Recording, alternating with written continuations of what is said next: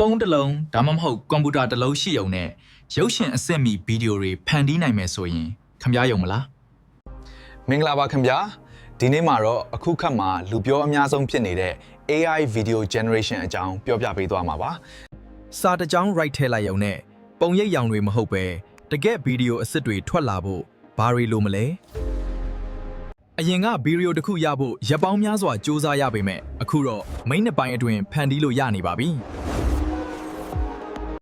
AI ဗီဒီယိုထုတ်လုပ်ရမှာအဓိကအားဖြင့်စာသားကနေဗီဒီယိုပြောင်းတာနဲ့ပုံကနေဗီဒီယိုပြောင်းတာဆိုပြီးရှိပါတယ် Welcome. Today I want to show you the remarkable capabilities of Sora. As you can see from these examples, the detail is unprecedented. ပထမဆုံးအနေနဲ့လူသိအများဆုံး Sora အကြောင်းကြည့်ရအောင်သူ့ရဲ့တကယ်အစစ်အတိုင်းထွက်လာတဲ့ရလဒ်တွေကအံ့မခန်းပါပဲ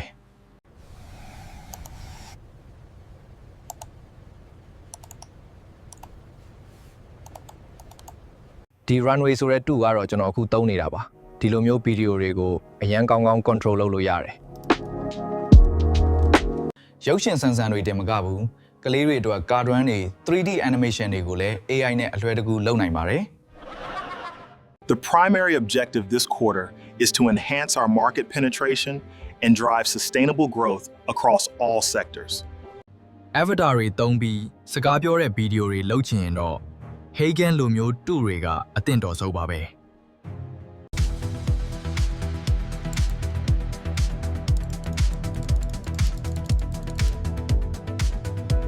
အခုဆိုရင်ကျွန်တော်တို့သုံးနေကြ editing app တွေထဲမှာတောင် AI features တွေပါဝင်လာပြီဖြစ်ပါတယ် Social media content ဖန်တီးသူတွေအတွက်တော့ဒါဟာအချိန်ကုန်သက်သာစေမဲ့ရွှေခက်ပါပဲ I'm absolutely loving this new compact drone. The battery life is insane and the stabilization means you get perfect footage every single time. Keep your sandpaper fresh by storing it in a container with uncooked rice. It draws out the moisture and keeps the grit sharp. ဒါပေမဲ့ AI ကအကုန်လုံးတော့မပြည့်စုံသေးပါဘူး။တခါတလေလက်ချောင်းလေးတွေမှားတာမျိုးလှုပ်ရှားမှုမတဘာဝတာမျိုးရှိတတ်ပါတယ်။ AI စီကအကောင်းဆုံးဗီဒီယိုရဖို့ဆိုရင် prompt လို့ခေါ်တဲ့ညွှန်ကြားချက်ကိုတိတိကျကျရေးတတ်ဖို့လိုပါတယ်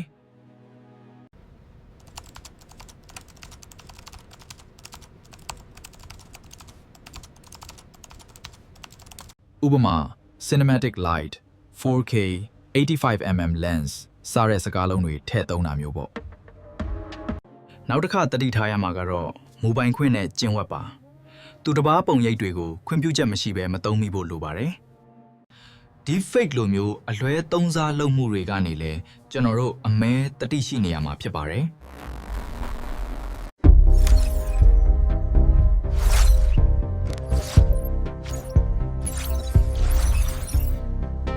အနာဂတ်မှာတော့တယောက်ချင်းစီကကိုယ်ပိုင်ရုပ်ရှင်တွေကိုအိမ်မှာတင် AI နဲ့ write ကူးနိုင်တော့မှာပါဒါကြောင့်နီးပညာနောက်ကောက်ကောက်ပါအောင်လိုက်နိုင်ဖို့အခုကတည်းကစမ်းသပ်ကြည့်ကြပါလို့တိုက်တွန်းချင်ပါတယ်